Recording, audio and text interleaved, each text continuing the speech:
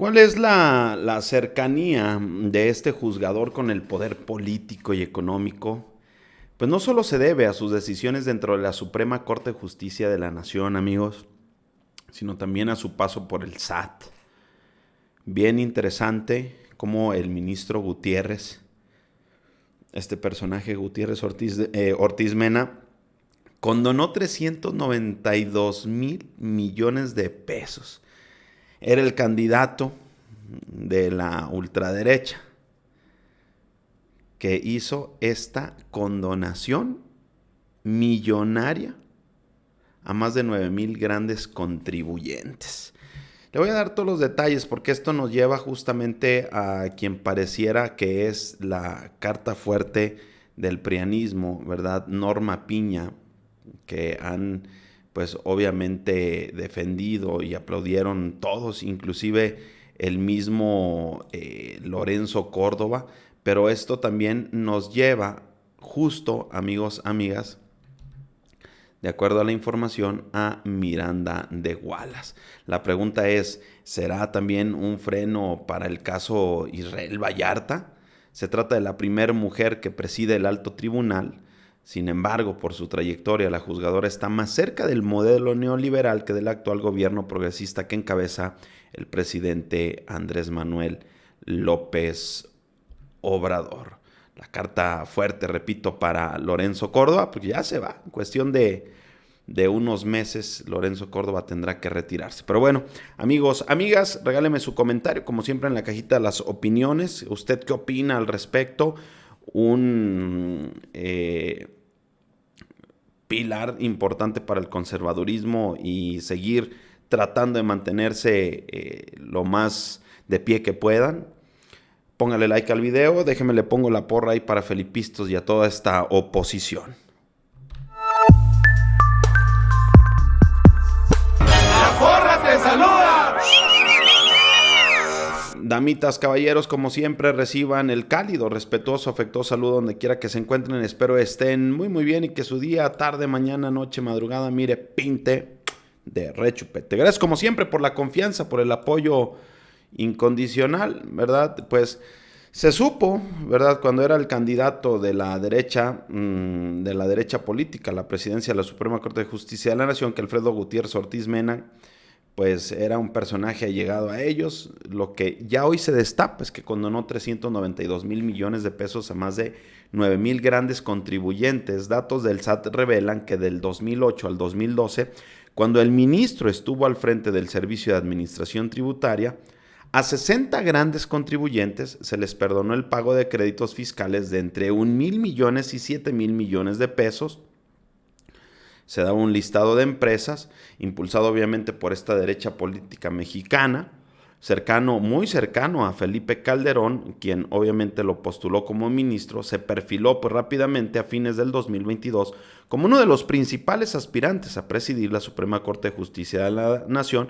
Obviamente, sin decir su nombre, el presidente López Obrador se refirió en más de una ocasión a este vato como el candidato del conservadurismo y el más rico de los ministros del máximo tribunal, quien podría haber sido electo en aquella contienda para el cargo más alto en el Poder Judicial. Esta cercanía de este juzgador con el poder político y económico no solo se debe a las decisiones dentro de la Suprema, contrarias al interés de las mayorías y en beneficio de la oligarquía, sino también a su paso por el SAT, quien fuera subordinado de Francisco Gil Díaz en el sexenio de Fox, de Agustín Carstens, Ernesto Cordero y José Antonio Meade en el gobierno calderonista. Condonó esta cantidad estratosférica de 392,495,585,785 pesos a 9,881 grandes contribuyentes, entre personas morales, físicas, entre julio del 2008 y noviembre del 2012. De estos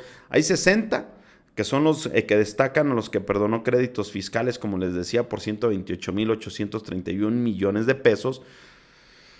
Para la organización Fundar, los impuestos y la desigualdad social están íntimamente relacionados, pues en un extremo se encuentra el 1% de mexicanos que son los más ricos del país y dueños del 40% de cada 100 pesos de la riqueza nacional, mientras que en el otro extremo se encuentra el 50% de la población que vive en pobreza y solo tiene 3.5 de cada 100 pesos.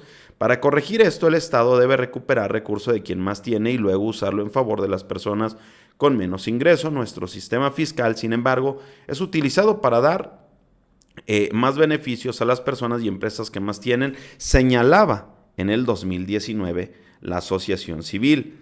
Según con información del SAT obtenida en 2019, por fundar, mediante un litigio que duró 4 años, Gutiérrez Ortiz Mena les condonó a otros 586 grandes contribuyentes el pago de sus adeudos fiscales individuales de entre 100 y 999 millones de pesos, y al resto 9.235 contribuyentes les canceló sus créditos fiscales individuales de entre 99 millones y 1 millón de pesos. Este vato, muy allegado a toda esta derecha, ¿no? Cuando lo citaron a comparecer al aspirante para presidir la Suprema Corte, ya había avalado la condonación de 111.734 millones de pesos.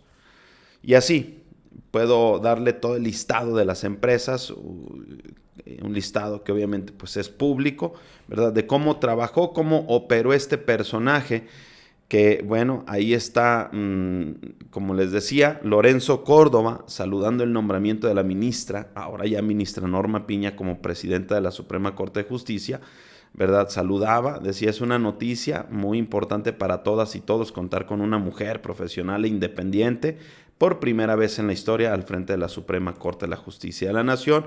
Y aquí entra esta parte, amigos, decía Julio.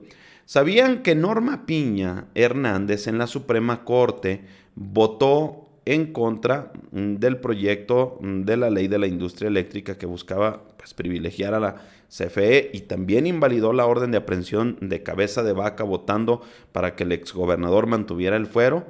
Ella está en contra de México, ahí está, ¿verdad? Y luego Alexis decía, Norma Lucía Piña, la ministra de Peña, es la nueva presidenta de la Suprema, la derecha está festejando esta elección sucia, así votó esa peñista, ¿no? Así fue como ministras y ministros apoyaron a la 4T en 18 asuntos del periodo del 2019 al 2022, Yasmín Esquivel 12 de 18, Javier Lainez 5 de 18, al igual que Alberto Pérez Dayán, Alfredo Gutiérrez 4 de 18 y Norma Piña tan solo 3 de 18. Ahí se puede ver en esta gráfica claramente, ¿no? 3 de 18. Será la carta fuerte para el INE. Recordemos que el plan B pues está todavía ahí, que quieren apelar y que entre la Suprema Corte, ¿no? Incluso Darío decía, la nueva ministra, presidenta de la Suprema, Norma Piña, empezó a mover sus fichas, vienen auditorías a la gestión de su antecesor Arturo Saldívar, por lo pronto jueces y magistrados toman nota de los primeros cambios en el Consejo de la Judicatura, ahí estaba el aviso, ¿no? Y luego Roana decía en Twitter, en la conspiración del supuesto privación de Hugo Alberto Wallace Miranda, hijo de la muy afamada Isabel Miranda de Wallace, caso 2005 en la línea de investigación, sentencia y controversias al proceso judicial, Norma Piña en la Suprema Corte, comadre de Wallace, atraerá este caso, ¿verdad? Ahí cuestionaba a Roana Ventura a través de Twitter, ¿verdad? Al igual que con Andri, decía, con Norma Piña como presidenta de la Suprema se esfuma el sueño de encarcelar a Isabel Miranda de Wallace. La Mañosa escribió un tuit en apoyo y decía Isabel Miranda, llega una mujer honesta y honorable a la Suprema, al fin estamos en camino a recuperar la autonomía y la dignidad, publicaba ahí Isabel Miranda de Wallace, ¿verdad? Incluso los del País, amigos, sacaban una nota en la que decían que Norma Piña es una ministra progresista y muy incómoda para López Obrador al frente de la Suprema, ¿verdad? Decía ahí el País, mire, incómoda para López Obrador, ¿verdad? Muy empoderada ahí, ¿no? Y luego salía esta otra nota, decía, apoya Bedoya, gobernador de Michoacán, a Norma Lucía Piña para combatir la corrupción. Se daba a conocer ahí.